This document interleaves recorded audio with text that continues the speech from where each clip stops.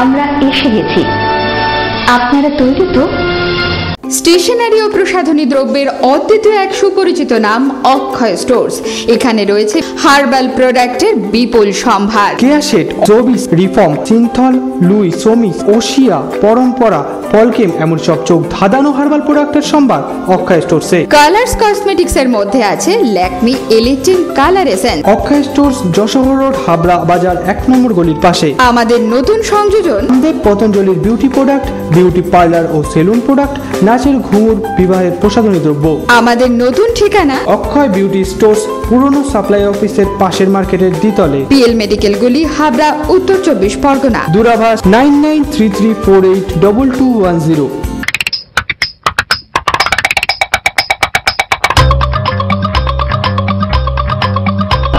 আমি সুব্রজিৎ, এসেছি তোমাদের জন্য ইকিরমিকির। চটপট ফোন করো এই নম্বরে। ইকিরমিকির খুব তাড়াতাড়ি আসছে, শুধুমাত্র প্রয়াস বাংলা। জেলা থেকে রাজ্য,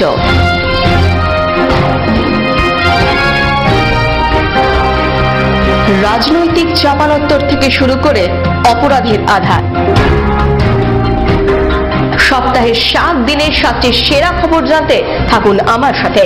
দেখুন সাতের সাত প্রতি রবিবার সকাল 8:35-এ, সন্ধ্যে 7টায় এবং রাত 9টায়, শুধুমাত্র প্রয়াস বাংলায়। গানের ওপারে খুলে দে মনের জানালা, হাওয়া লাগুক সুরের প্রাণে। মন উদাস কিংবা ভীষণ ভালো লাগায় বসন্তের রং মাখুক গানের ওপারে।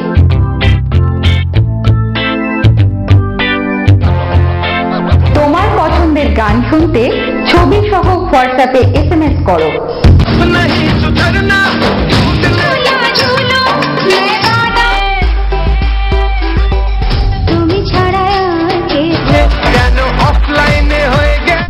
তোমার পছন্দের গান শুনতে SMS করো। গানের ওপারে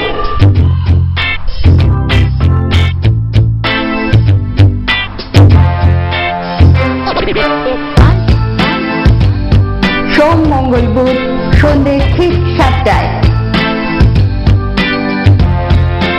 শুধুমাত্র প্রয়াস বাংলায়।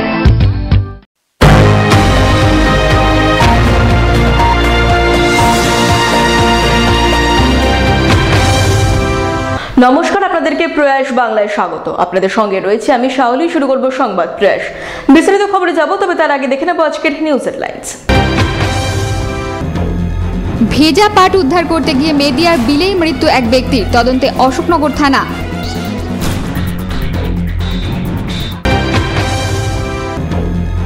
অশোকনগর 13 নম্বর ওয়ার্ডে বানভাসীদের আশ্রয়ের শিশু ভবন শিক্ষাঙ্গন, ঘর ছাড়া প্রায় 14টি পরিবার।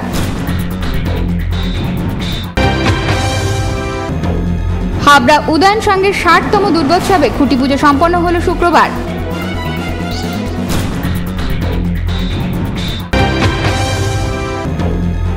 সচেতনতামূলক ক্যাম্পেইনিং এর শ্রী চৈতন্য মহাবিদ্যালয়।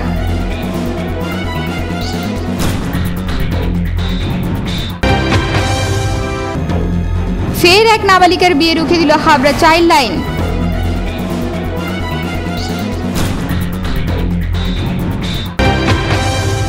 আসবো বিস্তারিত খবরে।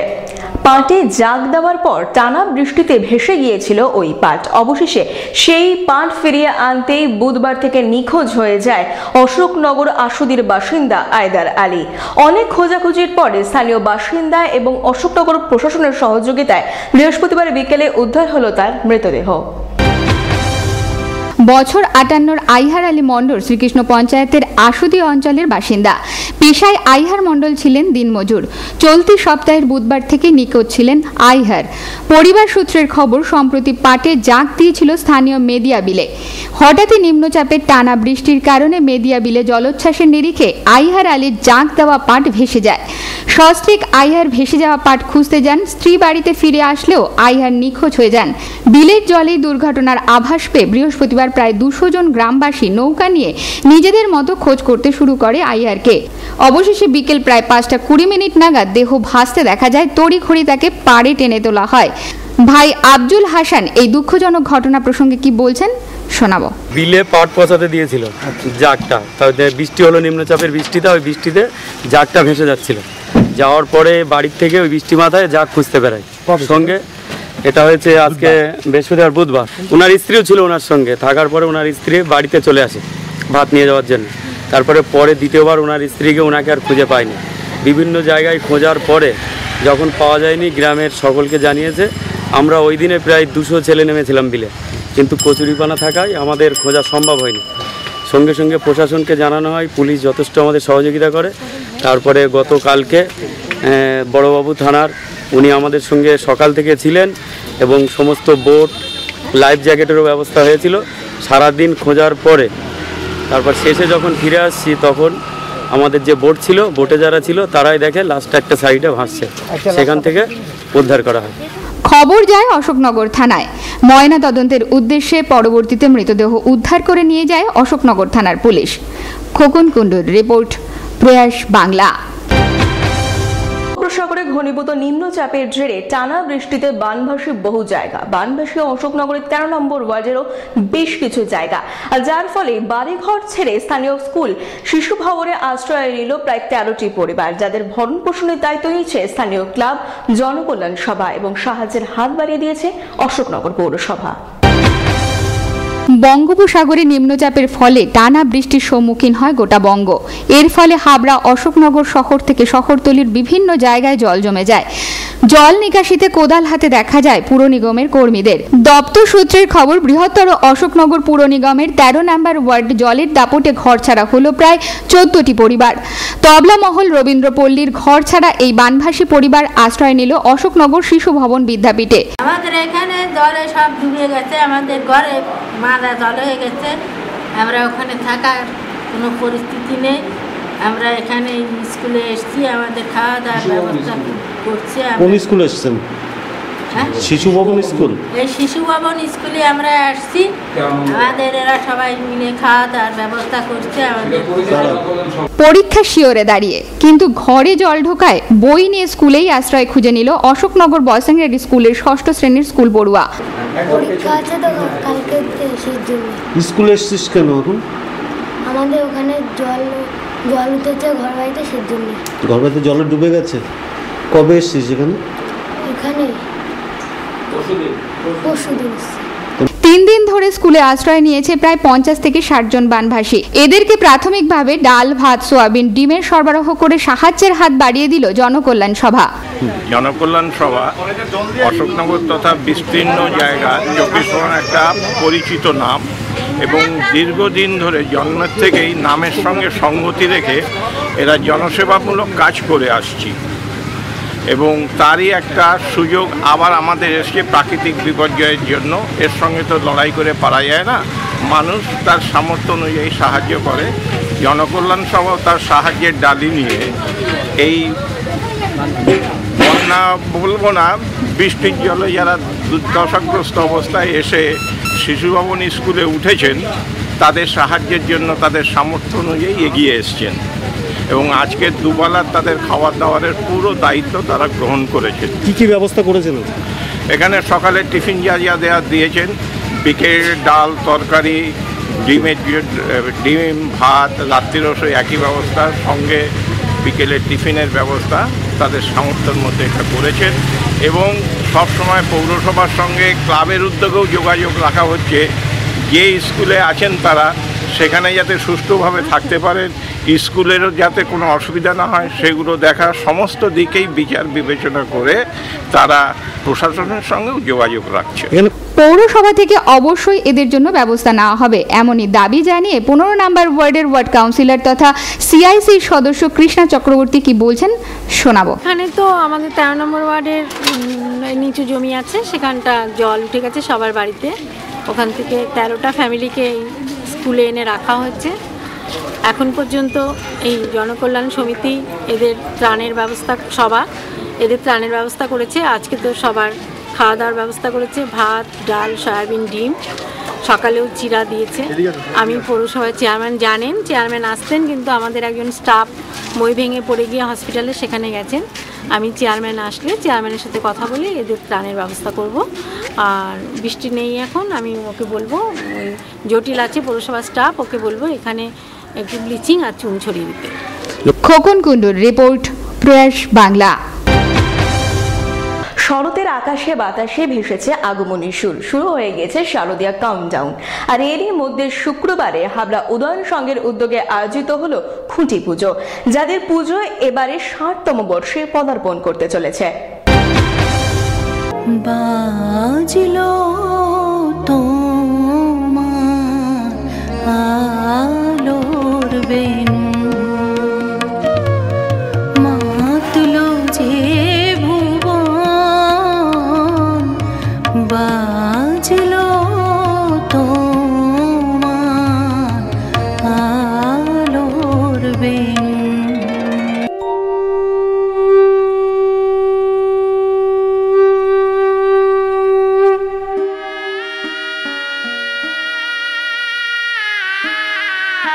আর মাত্র কয়েকদিন বাকি, মহালয়ার আগমনী সুরে মায়ের পূজার উপাচার প্রায় সম্পন্ন।